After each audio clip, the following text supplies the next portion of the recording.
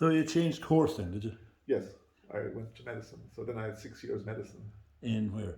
in University College Galway. In Galway, That's yeah. where I was all the time. Mm. I was quite useful to the rugby team and every other team because instead of most people, the other teams being able to belt the living daylights out of medical students and rugby fields, I was suddenly there, like, and instead of being like there at 22, 23 and leaving, I was still there at 28. You were matured. So I was well able to stand up for myself. And who were the people teaching you medicine in Galway, the professors? Can you remember them at the time?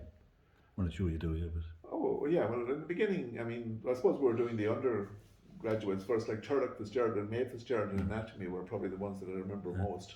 did you have to do pre-med? Yes. Yeah. And who was teaching you there? Well, I mean, there were the physics and chemistry, and luckily they dropped botany and they introduced social medicine. Okay. And one of the intriguing things about it was that they introduced a sociology thing on it, and I got the task of lecturing my own students, setting the exams, and also having to answer one of the questions. So Yeah. I think I did all right now. That was a good twist, wasn't it? Yeah. So then you went into real medicine, then the pre-med was over. Well, yes, and then you do basically the biochemistry, the physiology, the anatomy. But, And my abiding memory is though that I think Turlock Fitzgerald and Mayo Fitzgerald were really excellent. They were good role models. And what were they teaching you?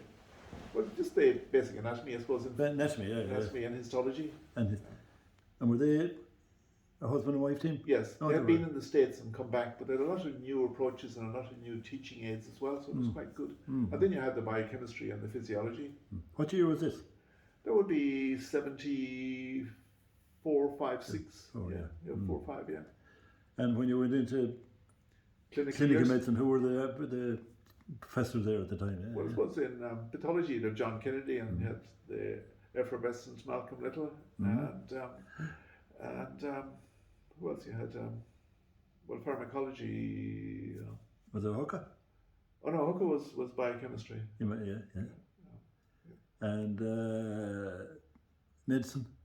Well, we had McCarthy, Colin McCarthy, Kieran, and then Shawnee O'Byrne. It was anatomy, yeah? Yes, well Shawnee O'Byrne was surgery. Surgery, yeah. Then O'Dwyer was obs and gynae. Obs and gynae, yeah. And then you had Meehan and Steve Long as well. And you were there, that took you the 5 years, 6 years? 6 years. 6 years. So graduated in 1979. And where did you intern then?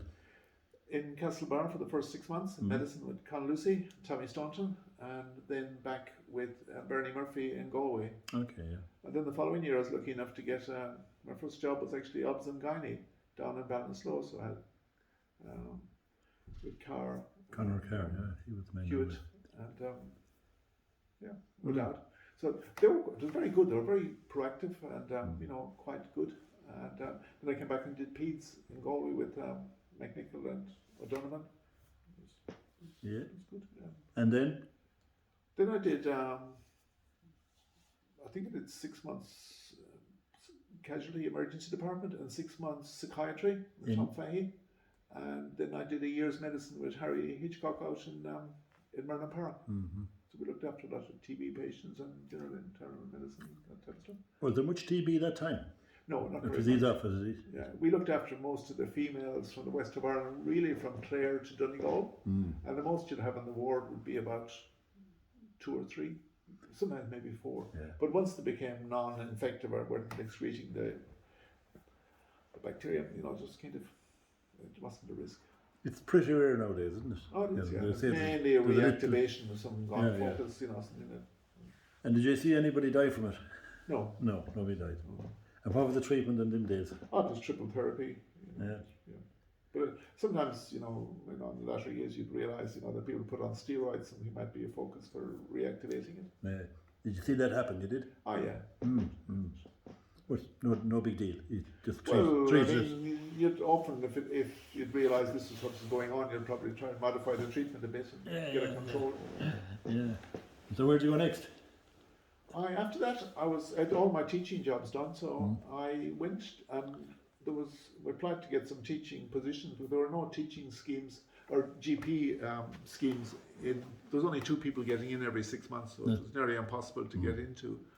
And I decided I need to get it done before I could travel or do anything else or become independent, really. So I took up a job at the University of Manchester in an inner city practice, and I was there for 12 months. And it was very good because it was, the teaching side of it was excellent. And, we contributed quite a bit to it as well, because we were kind of putting the effort in, and it was kind of some of ourselves, who were driving it. And so I did my membership exam in Edinburgh, and then at that time I was deciding what to do, so I decided we'd go to Australia for a year. Almost went to Canada, but didn't. But went to Australia for a year. And what year was that? 84. 84, yeah. Okay. And yeah. Are you there since? Yes. You never come back? Well, I come back very often, but... you never come back to work here? Well, I did the odd locum in the beginning, but, as after a while you begin to think, that when you have a holiday, you should take a holiday. Yeah. And when you're there, you're there. Yeah, but it's been good. And the great thing about it was the initial job I had was in a hospital, and while I was there, I was, got a good range. But it was one time, I can remember one specialist saying to me, I was thanking him for a thing, and he said, you don't need to thank me. He said, you may not believe this, but I rely on you a lot more than you rely on me, which was, I thought, very nice. And they were very supportive, and they were much less staffed in the country, because it was a country town in central Victoria. And after there about 8 or 9 months, they were saying to me, why don't you apply and do some country the hospitals here, practices. So I did, and I applied one time for 3 positions, and within a week I was off to the 3 of them. So I decided in the end I took it. So after about 9 months, and they promised me then if I wanted to stay I could get in. That time it was difficult to get in. To get citizenship and permanent residency. But and what town did you go to first? I went to a town called Donnelly in central Victoria, in the north central goldfields in Victoria. I went there, and there's a 19-bed hospital, but I was the only GP, and I was looking after that town and about 2 towns beside me. The nearest town was probably about 15 miles from me, and then the nearest bigger town was Bendigo, which was probably an hour away. It was a base hospital. So, and how did you find life out there now when you left Ireland and went out to this? Was it very hot there and all that stuff, was it? No, it wasn't. There was cold winters. And we arrived out in July, and there was frost in Canberra, because we went into Sydney and came down and then drove down, and it was quite cold. The things I found strange was having the loo outside the door. It was different going out at night time. No, that was in Ireland in the 50s and the 40s, outside the door. But, and how did you get on with the locals in that kind? Were there many Irish out there in that place? Well, not too many. There were some, but they were very good. They're very supportive. People in rural areas are very stoical and very appreciative of the fact that you came and look after them. Because I was doing peds, geriatrics, radiology, fractures, and deliveries. So I'd have about 8 to 10 deliveries a year for the 3 years I was there. I was there for about 3 years. So it was, the only trouble was the on-call thing. You were were you on call all the time? Well, you were almost. I remember one time, I think I went about 70 days without a day off. And you were the only doctor? Yes. There was no rota then, was there? There was no one to rota with. Didn't exist. And how long did you put up with that for? About 3.5 years. Okay. And I may have stayed longer, but I suppose the main thing was my eldest daughter was getting to secondary school, and the standard secondary education wasn't as good as I thought it should be, and a lot of the stuff was not getting on. So I decided we didn't really want to, and she wouldn't have liked going to secondary school, so we decided that we would move to Perth. So we did that. And what was the pay like that time out there? It was on a fee for service, although you had because you had hospital work as well, you were getting paid for that. So it was a good start. It was a good introduction to Australian medicine, and because I had done the hospital stuff, I knew how it worked. And the accommodation was kind of highly subsidised, so I wasn't paying a lot for that. Your practice wouldn't be that big but there were, it was a good introduction. And compared to the Irish income, was it better or worse? I suppose you were communicating across over. Yeah, it was better than, I had never really worked in Irish general practice at the time, but you're talking about the mid-80s, so it was quite different. But it was good, okay. It was fine. And the opportunity to work was there. And that's the one thing I've always say about Australia. If you want to work in Australia, there's opportunities to work. So many years are you in Australia now? Well, I think I'll be about 38 years 38, coming up. Yeah. And have you seen much changes in Australia itself now? Oh, as a country, actually, it has changed quite a bit. It's got a lot more multicultural. It's probably less. I mean, in the past it was a bit, how would you put it, gung ho and a bit, right wing. But it's probably a lot less so than that now. But it's, I come back to the same thing. Like it's quite an egalitarian country. You generally get a fair go in it. If you're willing to do the work, you get treated well. Is it much socialist medicine in it, or socialist living in it? Not an awful lot. I mean, there's a mixed. It's mixed private and public. The medicine is. Yes, yeah. And you're funded from both. Yeah.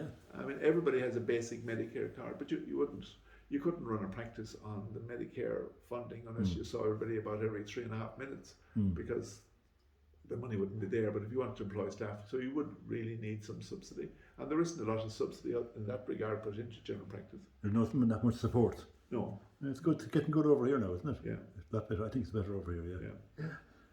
So, how long did you stay out in the countryside for? Well, I was there for about 3.5 years. 3.5 years, but then I moved to the Perth city. But one of the great things about the service, just to come back to that in Australia, is that access to it from general practice for things like pathology, blood testing, X-rays, is really excellent. I mean, I can literally get X-rays done or an MRI done on the day if I push it, and get ultrasounds done too if you can plead the urgency of it. Generally, it is pretty good in that regard. Yeah. And have you a college of general practitioners out there? Oh yes, I've been a member of the Australian College, since I went out there, and they're pretty good too. I mean, I think that standard is almost worldwide in countries that have that type of. I'm thinking about countries like, say, UK, Ireland, Canada, New Zealand. A lot of the northern European countries have good GP services. And what's the Australian view of Irish medicine? Or do they have a view? Are they aware of it? Oh, well, the doctors know. There are a lot of Irish doctors working in the hospitals there, and generally there's no problem at all. They've certainly got an excellent view of the standard of Irish nursing, because a lot of nurses have come out in the past. But doctors too, there are hundreds of doctors working in the hospitals. Oh, I mean, a lot of them go out now for a few years now. Yes. Don't the young ones go out for the experience and the sunshine. And but I think that's one of the great things about it, is that we do share in medicine as a career. The information is shared. Yes. I mean, you hear people going to here, there, and every place. And you're going to learn from different systems as well, because. So are you involved in education? Well, teaching? As I got older, and I've always wanted, liked education, so I've been involved a bit in research. And when I moved to Perth, I started doing minor little bits of research, and was dealing with the professor of general practice at University of Western Australia,